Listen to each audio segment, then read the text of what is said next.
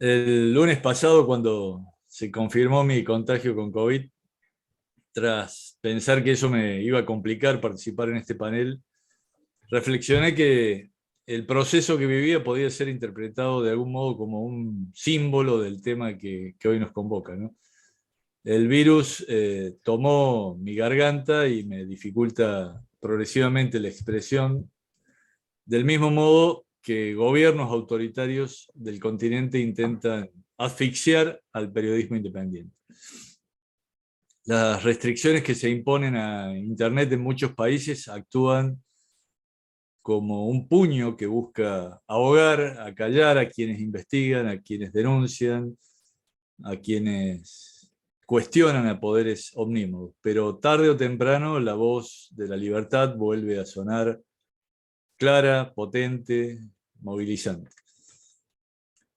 Dicho esto, con mis disculpas por no poder hacer mi presentación el mismo día del panel, es evidente que la cuestión de la protección a medios y periodistas en la web está en permanente desarrollo, es, podríamos decir, un work in progress, un asunto en construcción. Internet como hoy la conocemos, aunque en una versión muy preliminar, nació en la década de 1990. Y si hablamos de diarios en la web, de los primeros esbozos de periodismo digital, podemos decir que entre 1993 y 1995 la prensa tradicional comenzó a volcar sus contenidos en la red. En Estados Unidos, los grandes medios, The New York Times, The Washington Post, Los Angeles Times, lanzaron sus sitios en 1994 y casi al mismo tiempo lo hicieron los principales diarios de Latinoamérica. ¿Por qué digo todo esto? Bueno, porque el 11 de marzo de ese mismo año 1994 fue aprobada la Declaración de Chapultepec en una conferencia hemisférica sobre libertad de expresión que se realizó en México, convocada por la CIP. Pero como es de suponer, no hay en ella ninguna referencia al nuevo medio en incipiente desarrollo, ni se observaba entonces que Internet representara alguna alteración en los principios generales que nutrían las libertades de expresión y de prensa. Tampoco se advierte una preocupación extra en la Declaración de Principios sobre Libertad de Expresión que, con la inspiración justamente de Chapultepec, aprobó la Comisión Interamericana de Derechos Humanos en el año 2000. Solo en el punto 5 hay una referencia al paso para incluir a los medios electrónicos entre los eventualmente pasibles de censura previa. Pero no hay mayores precisiones. Claro, si bien algunos medios habían comenzado ya a desarrollar un rol más activo en la difusión de noticias en la red, todavía no existían las redes sociales. En realidad las primeras surgieron en 1997, pero Facebook llegaría recién en 2004, YouTube en 2005, Twitter en 2006, WhatsApp en 2009 y Instagram en 2010. Y el poder que éstas aportaron al rápido intercambio de mensajes e imágenes con solo tener un teléfono móvil conectado a la red, se pudo ver con claridad durante la primavera árabe que estalló en diciembre de 2010 y se tradujo en una ola de revueltas ciudadanas en una decena de países asiáticos y nordafricanos. Y entre las consecuencias vemos ya la decisión del gobierno egipcio de prohibir el acceso a Internet y los teléfonos móviles, así como censurar a la cadena televisiva Al Jazeera, que en ese momento emitía día y noche las revueltas por la red justamente.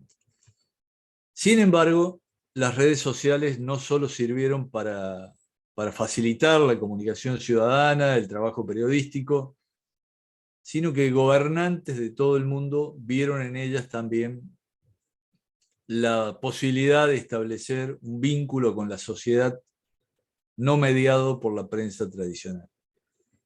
Y líderes populistas las comenzaron a usar para azuzar a sus seguidores y para descalificar y hasta denigrar a periodistas y a medios críticos.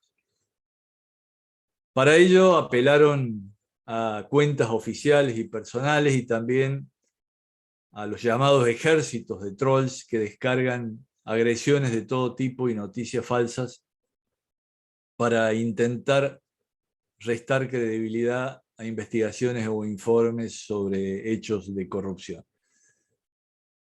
Políticos latinoamericanos adoptaron rápidamente estas metodologías que tuvieron entre sus impulsores iniciales a Hugo Chávez en Venezuela, a Rafael Correa en Ecuador, a Néstor Kirchner en Argentina.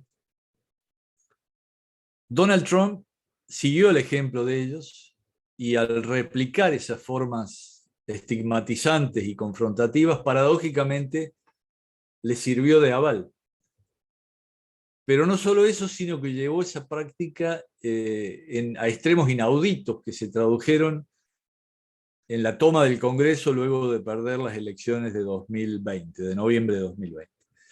El uso de las redes como herramienta de confrontación con la prensa está hoy extendido y es habitual por parte de gobernantes de izquierda o de derecha, presidentes como el brasileño Jair Bolsonaro, el venezolano Nicolás Maduro, el salvadoreño Nayib Bukele, repiten una y otra vez en forma personal o mediante funcionarios de su confianza sus agravios contra medios y reporteros a los que califican de hipócritas, de canallas, de prensa fifí, enemigos del pueblo, apátridas.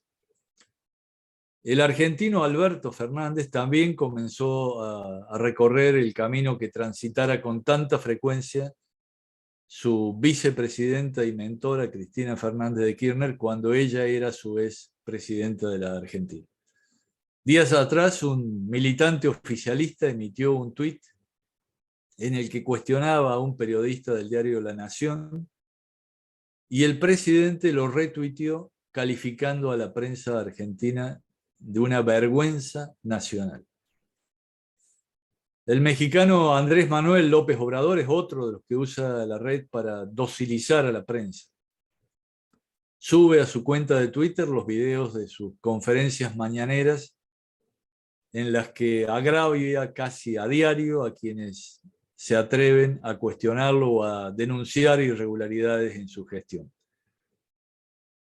Y esto, bueno, no se les escapa, representa un escalón más en los ataques a periodistas y medios, porque México vive una ola sin precedentes de crímenes contra el periodismo y la estigmatización presidencial da una suerte de luz verde para la intolerancia, la violencia y la impunidad.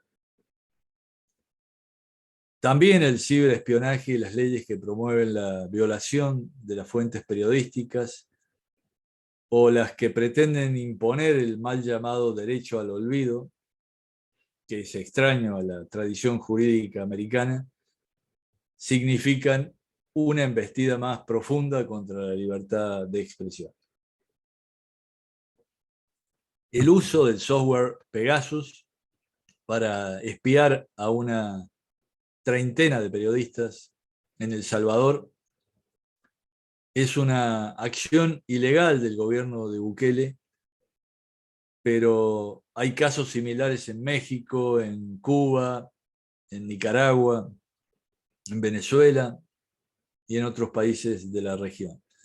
Líderes autoritarios como el nicaragüense Daniel Ortega, el cubano Miguel Díaz-Canel y el venezolano Nicolás Maduro impulsan además el bloqueo de medios digitales, de plataformas de streaming y de redes sociales, así como el acceso a Internet de forma sistemática o cuando se realizan movilizaciones ciudadanas como las que tuvieron lugar del 11 al 17 de julio del año pasado en La Habana y en otras ciudades de la isla controlada desde hace más de 6 décadas por el castrismo.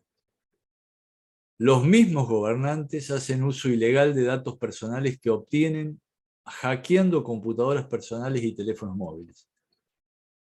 Utilizan también de modo indebido bases de datos oficiales, lo que hace pocos días fue replicado por López Obrador cuando difundió en conferencia de prensa los ingresos anuales de un periodista que había denunciado a su vez un supuesto conflicto de intereses del hijo mayor del presidente. En definitiva, lo que se busca es claramente lanzar contra quien se atreva a discrepar con el discurso oficial una advertencia clara de que todo el peso del Estado se descargará sobre su persona, familia, bienes y reputación. Una suerte de Big Brother maligno, autoritario, intolerante. Esto es lo que hizo Diosdado Cabello, el lugarteniente de Maduro, quien luego de apropiarse de los bienes del diario El Nacional, gracias a la complicidad de una justicia sometida al régimen, declaró que ahora irá por la web del mismo medio, último refugio de libertad para la otrora vibrante prensa venezolana.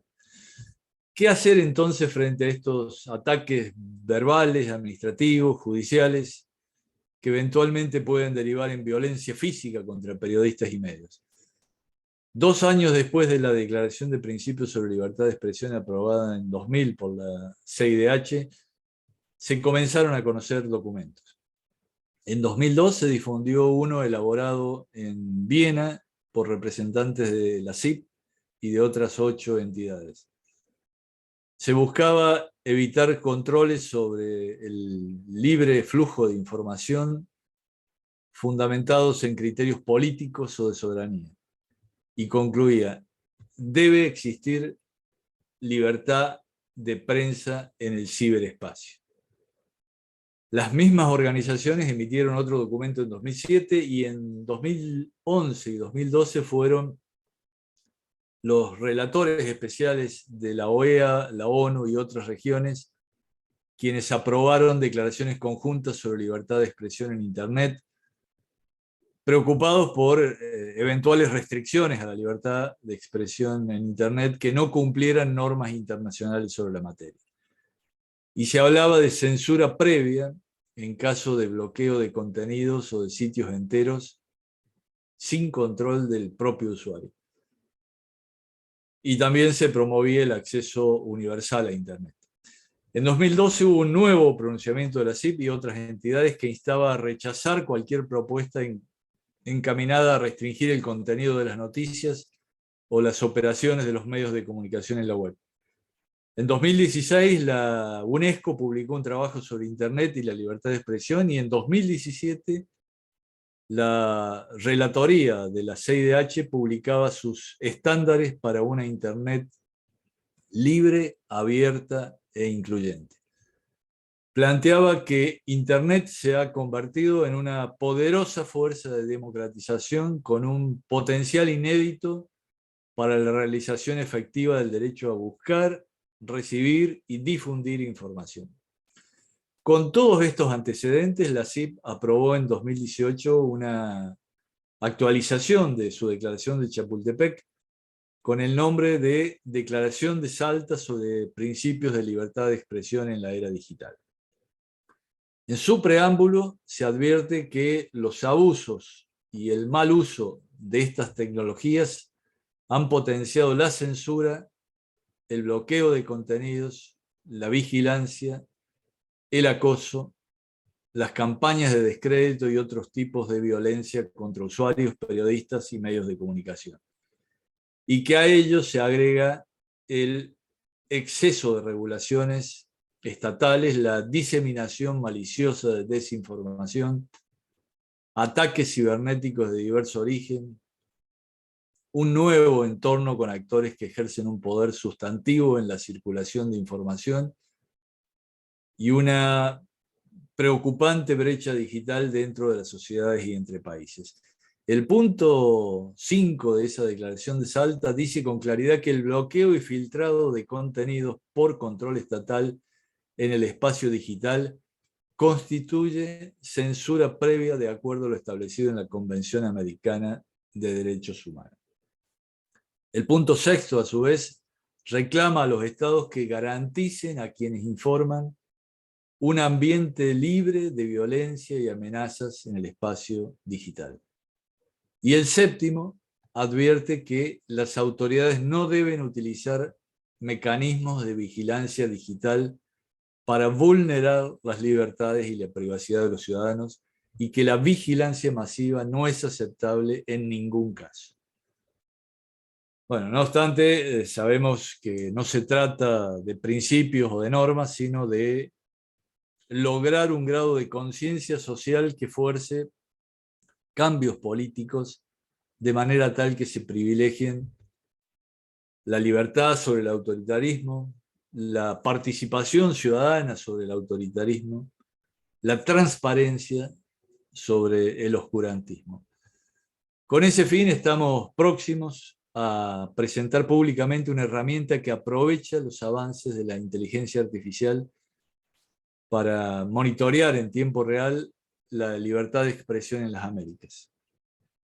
Le llamamos SITBOT y entre sus componentes incluye un rastreo de cuentas oficiales en Twitter para detectar estigmatizaciones contra medios y periodistas, también un sistema para recolectar con rapidez y eficacia denuncias de quienes se sientan perseguidos o amenazados, y un sensor del clima de libertad de expresión país por país en un mapa interactivo en función de lo que se comenta en Twitter y de lo que reflejan los medios de la región. De ese modo, aspiramos a consolidar un ambiente más propicio para la libertad de investigar, de informar, de opinar y de debatir ideas en el continente, frente a los intentos de expandir tendencias autoritarias que no aceptan el disenso como práctica democrática. Muchas gracias.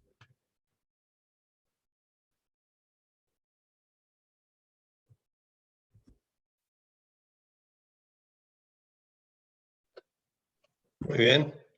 Bien, Carlos, gracias. Después vas a cortar antes, ¿verdad? Sí, todo, solo lo voy a dejar a él listo para entrar, claro. Fíjate que salga el sonido bien, tenés que configurar ahí el Zoom para que te permita tomar el sonido de la computadora. Pero voy a esperar la grabación, que toma unos 10, 15 minutos en estar lista en el sistema. Pero creo que no hay problema, creo que estuvo... ¿Cómo lo escuchaste vos, Ricardo? Muy bien, muy bien. Yo escuché muy bien. Sí. No, Sí, digo, cuando reproduzcas el video que tenés que habilitar para que tome el sonido de la computadora. claro, claro. Y no el sonido. Muchas veces a la gente se le olvida.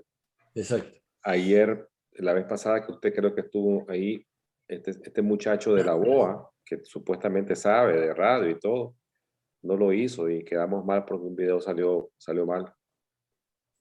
Y es algo que se supone que todo el mundo lo sabe, pero no todo el mundo lo hace. Claro. Sí. Bueno, yo si estoy bien, voy a estar presente y después si hay preguntas trataré de responderlas. Pero vos vas a estar ahí también, Ricardo. Sí, sí, claro, sí. Pero si te sentís no sí, muy cualquier cosa bien... yo te aviso. Ok, perfecto. Bueno, muchísimas gracias y nos vemos a las 11. En media hora, exacto. Ok. Que se mejore, don Carlos. Gracias. Gracias, Chao, Gracias. Chao, Ricardo. Chao.